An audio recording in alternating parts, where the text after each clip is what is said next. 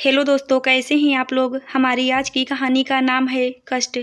अरे माँ, इतनी गर्मी में आप बरामदे में क्यों बैठी हैं और घर का दरवाज़ा क्यों बंद है। अच्छा तो मेरी राह देख रही थी, पर इसके लिए घर के बाहर बैठने की क्या ज़रूरत है। और ये क्या, आपकी आँख से तो आंसू टपक रहा है, इसका मतलब ज़रूर कुछ हुआ है। आप मेरे साथ अंदर चलिए। मेरे रहते देखती हूँ आपके साथ कौन गलत कर सकता है। इस घर से विदा हुई थी, माँ बाप को छोड़कर नहीं गई हूँ। भाभी कहाँ हैं आप। इतना कहते हुए प्रीति अपनी माँ कावेरी जी को लेकर घर के अंदर प्रवेश की। तभी अंदर से प्रीति की भाभी साक्षी तमतमाते हुए बाहर निकली और बोली, लो आ गई। एक परेशानी क्या कम थी जो ननद भी आ गई। अरे माँ बाप के अपने रहने खाने का ठिकाना नहीं, और हर 6 महीने में ये उनका हाल चाल पूछने चली आती हैं। आइए आइए ननद रानी, आपकी ही कमी थी। और ये क्या, गुस्से से लाल पीली क्यों हो रही हैं। प्रीति बोली, भाभी आप भूल रही हैं, ये सिर्फ मेरा मायका नहीं बल्कि मेरी जन्मभूमि है। आपका जितना अधिकार इस घर पर है, मेरा भी उतना ही अधिकार है। फिर आपकी हिम्मत कैसे हुई मेरी माँ से इस तरह का व्यवहार करने की। साक्षी बोली, हमने कौन सा इन्हें घर से बाहर निकाल दिया, बस इतना ही तो कहा कि थोड़ी देर बाहर बैठी रहो, तब तक कमरे की साफ सफाई करती हूँ। वो क्या है ना, मैं बड़े वाले कमरे में शिफ्ट हो रही हूँ और मम्मी जी दूसरे कमरे में जा रही हैं, तो इन्हें परेशानी ना हो इसलिए बाहर बैठने के लिए कहा था। प्रीति बोली, मैं सब समझती हूँ, मैं कोई दूध पीती बच्ची नहीं हूँ, आप बात को घुमाया मत कीजिए। कावेरी जी बेटी से बोली, बेटा प्रीति क्यों बात को बढ़ा रही हो, तुम तो चली जाओगी, बाद में मुझे सब देखना होगा। क्यों मेरे लिए मायके से अपने रिश्तों को खराब कर रही हो। इतना कहते हुए कावेरी जी फूट फूट कर रोने लगी। अभी पिछले साल कावेरी जी के बेटे वैभव और साक्षी की शादी हुई थी। साल भर में ही वैभव को अपना कमरा छोटा लगने लगा और माँ बाप का कमरा बड़ा लगने लगा। कावेरी जी ने उस दिन को याद किया जब वैभव पिता से घुमा फिरा कर अपने मन की बात कहने आया था। पापा आपका कमरा इतना बड़ा है कि माँ से उतनी साफ सफाई भी नहीं हो पाती है।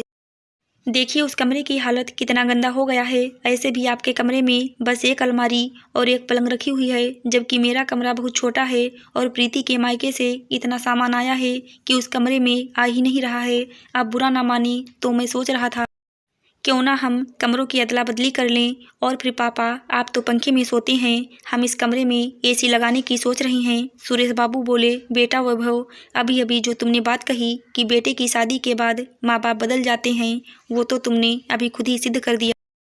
जिस कमरे में तुम्हारी माँ इतने सालों से रह रही हैं, अचानक तुम्हारी शादी के बाद तुम्हें वो कमरा गंदा लगने लगा। आज तक तो तुम उस कमरे में पंखे में ही सोते थे, फालतू में एसी की जरूरत पड़ गई। कावेरी जी वहीं बैठी प्रीति से फोन पर बात कर रही थी। उसकी बात को टालकर फिर फोन रखकर वो बोली, आप भी ये कैसी बातें कर रही हैं। हो सकता है उसे उस कमरे में दिक्कत हो रही होगी। बेटा तुम्हारे पापा के कहने का वो मतलब नहीं है। ठीक है बेटा, मुझे कोई दिक्कत नहीं, मैं तुम्हारे कमरे में शिफ्ट हो जाऊंगी। ऐसे भी एसी की हवा बुढ़ापे की हड्डी के लिए सही नहीं है। ऐसा करो, बहू को कहो अपना सारा सामान इसमें रखवा ले। वैभव बोला, माँ आप भी हद करती हैं, वो अकेली ये सब कैसे कर पाएगी। मैं कल 2 मजदूर भेज दूंगा, पहले तो उस कमरे की रंगाई पुताई करवाऊंगा, साफ सफाई हो जाएगी, फिर मैं अपना सारा सामान उस कमरे में लाऊंगा। समझने की कोशिश कीजिए, नई नई बीवी है, उसके लिए इतना तो करना बनता ही है। पापा बुढ़ापे में भी आपके बारे में इतना सोचते हैं, मैं अपनी पत्नी के लिए इतना भी नहीं करूं। तब तक आप अपना सारा सामान स्टोर रूम में रखवा लीजिए और गेस्ट रूम में शिफ्ट हो जाइए। कम से कम 1 हफ्ते का समय तो लग ही जाएगा। इतना कहकर वैभव वहां से चला गया। सुरेश बाबू बोले, देखा कावेरी, जिस बेटे से तुम इतना प्यार करती हो, क्या समय पर वो तुम्हारे लिए करेगा। मुझे नहीं लगता है, अपना कमरा उसे देकर तुमने ठीक नहीं किया। कावेरी जी बोली, आप ये कैसी बातें कर रहे हैं, भविष्य की बातें आपको अभी से कैसे पता। हो सकता है उस कमरे में उसे दिक्कत हो रही होगी और वो आपसे कह नहीं पा रहा हो। हमने तो अपनी जिंदगी जी ली, अब छोटे से कमरे में आपके साथ मुझे कोई दिक्कत नहीं होगी। सुरेश बाबू बोले, कावेरी मैं तुम्हारी हर बात से सहमत हूँ, पर यह भी तो देखो ये अपने सुख के लिए तुम्हारी तकलीफ भी नहीं देख पा रहा है। माँ की ममता अंधी होती है। एक दिन साक्षी वैभव से बोली, एक कमरे में आपके मम्मी पापा रहेंगे, एक कमरे में हम रहेंगे। अगर कल को मेरे माता पिता यहाँ आते हैं तो किस कमरे में रहेंगे। मैं आपके माता पिता के साथ एडजस्ट कर रही हूँ, तो क्या आप मेरे माँ बाप के रहने की व्यवस्था भी नहीं कर सकते। पत्नी की बातों को सुनकर वैभव बोला, इतने पैसे कहाँ से आएंगे। साक्षी बोली, आपके बाबूजी कब काम आएंगे, लोगों को उतनी तनख्वाह नहीं मिलती जितना उन्हें पेंशन मिलता है, थोड़े पैसे उनसे निकलवाओ। पत्नी की बात सुनकर वैभव सुरेश बाबू के पास पहुँच गया। पापा मैं सोच रहा था गेस्ट रूम को भी नया जैसा कर दूंगा। मेरे ससुराल वाले यहाँ आते जाते रहेंगे तो उसकी भी ज़रूरत पड़ेगी, फिर एक साथ दोनों काम हो जाएंगे।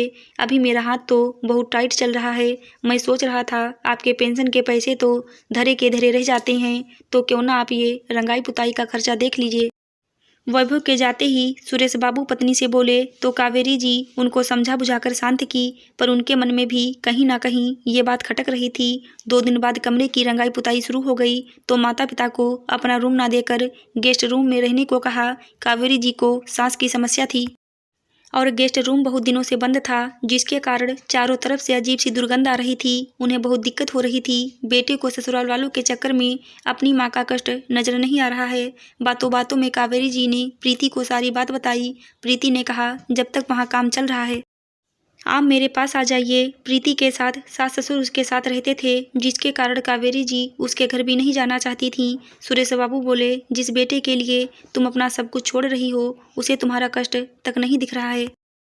इससे अच्छा तो हम प्रीति के पास चले जाते, पर तुम हो कि वहाँ जाने के लिए भी तैयार नहीं हो। इतना क्यों सबके बारे में सोचती हो। साक्षी ने दोनों दंपति की बातें सुनी और गुस्से से बोली पापा जी सही कहते थे आपके रिश्तेदार कि आप अपने बेटे को अपनी मर्जी से कुछ करने ही नहीं देते।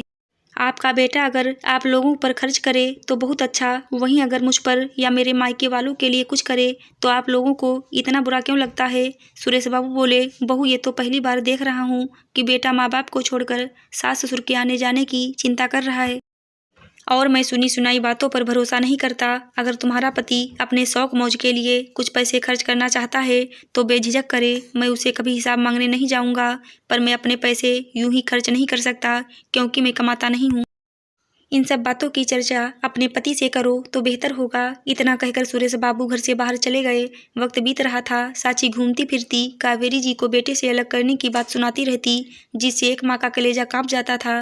करीब 2 हफ्ते बाद कावेरी जी और सुरेश बाबू के बार बार कहने पर थोड़ी सी साफ सफाई हुई और वो दोनों गेस्ट रूम में फिर से शिफ्ट हो गए। अब उन्हें उसी कमरे में अच्छा लगने लगा।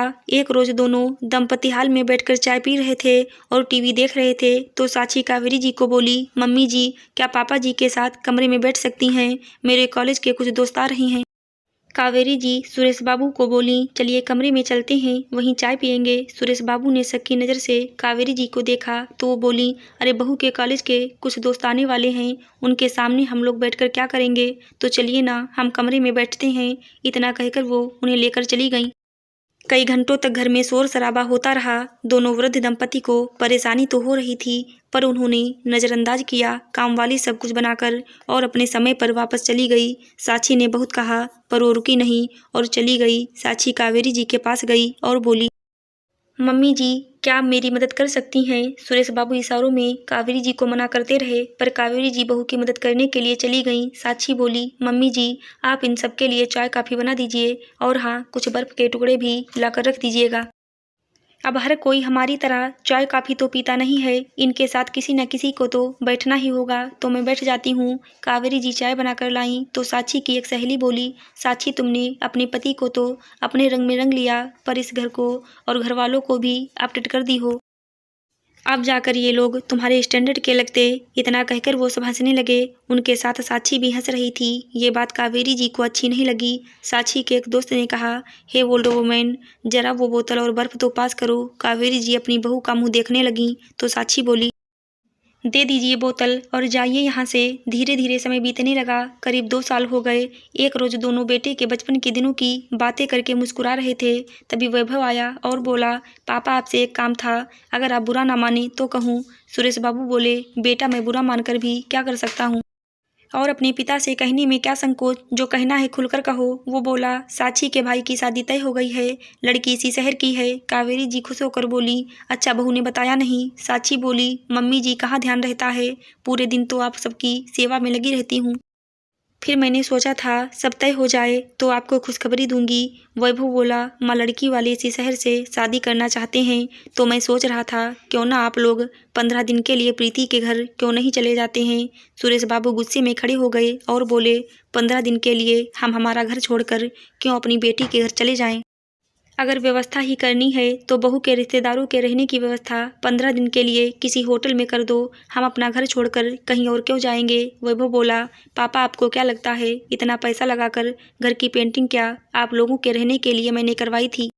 मेरे ससुराल वाले क्यों कहीं और जाकर रहेंगे जब मेरा खुद का यहाँ इतना बड़ा घर है। साक्षी बोली, मैंने कहा था हम कहीं और रह लेते हैं पर आपने कहा अपने माँ बाप से अलग होकर नहीं रहना चाहते, देख लिया ना। वैभव बोला, ठीक है अगर आप प्रीति के घर नहीं जाना चाहते तो चाचा जी के पास 15 दिन के लिए चले जाइए, मैं उनसे बात कर लेता हूँ। अब बात को बढ़ाने से कोई फायदा नहीं है पापा, मेरे लिए आप दोनों को इतना तो आपको करना ही होगा। इतना कहकर वैभव और साक्षी वहाँ से चले गए। कावेरी जी की आंखें भर आईं तो सुरेश बाबू बोले, देख लिया साल नहीं लगा कि पत्नी के लिए कमरा खाली करवाया, आज अपने ससुराल वालों के लिए हमें गेस्ट रूम से भी बाहर निकाल रहा है। वो दिन दूर नहीं जब हमें यहाँ अपने ही घर से बाहर करने के लिए रास्ता दिखाएगा। उसी रात सुरेश बाबू कावेरी जी को लेकर अपनी बेटी के घर चले गए और दामाद को सारी बात बताई।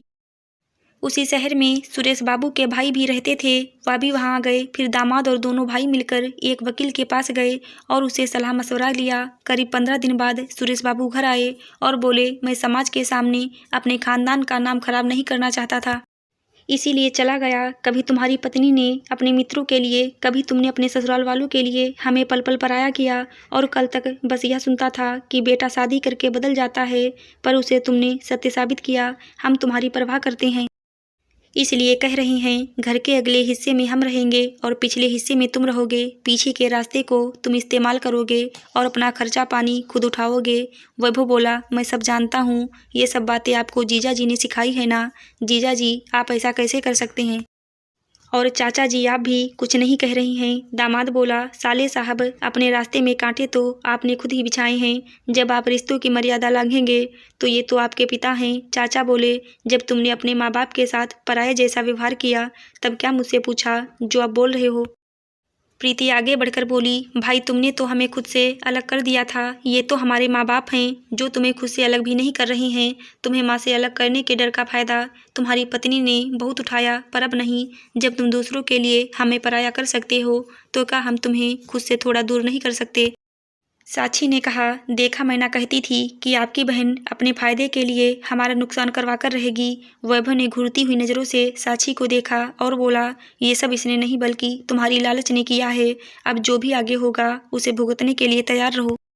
कावेरी जी बेटे से बोली, बेटा छोड़ो, इन बातों में क्या रखा है, बस हम इतना चाहते हैं कि हम तुम्हें 2 दिन का वक्त दे रहे हैं, अपना सारा सामान लेकर दूसरे हिस्से में शिफ्ट हो जाओ। इतना कहकर कावेरी जी कमरे में चली गईं। कुछ ही दिनों में एक घर जो पूरे परिवार से भरा था वो 2 हिस्से में बट गया। अब वैभव को अपने हिस्से की बिजली का बिल, पानी और काम वाली ऐसे अन्य खर्चे को खुद उठाना पड़ता था तो उसकी हालत खराब होने लगी। साक्षी ने जब अपने माँ बाप से मदद की उम्मीद लगाई तो उन्होंने भी अपने हाथ पीछे कर लिया। उस रोज वैभव को एहसास हुआ कि जिनके लिए उसने अपने माँ बाप को पराया किया वो तो उनके अपने कभी थे ही नहीं। समय बीता, दोनों ने उनसे माफ़ी मांगी। सुरेश बाबू बोले, बेटा हमें तुमसे अब कोई शिकायत नहीं, तो जो जैसे चल रहा है चलने दो, दूध का जला छाछ भी फूक फूक कर पीता है, ये कहावत तो तुमने सुनी ही होगी। आखिरकार वैभव और साक्षी को खाली हाथ लौटना पड़ा और अपने किए पर पछताने के सिवा और कुछ हो न सका। सुरेश बाबू और कावेरी जी अपने घर में रहती थी, बेटी भी माता पिता से मिलने समय निकाल कर आती थी, पर साक्षी जो आज तक उन्हें इज्जत न दे पाई अपने कर्मों की वजह से, अपने रिश्तेदारों और सास ससुर के सामने सर झुकाए रहती थी। आशा करती हूँ दोस्तों आपको हमारी कहानी ज़रूर अच्छी लगी होगी। धन्यवाद।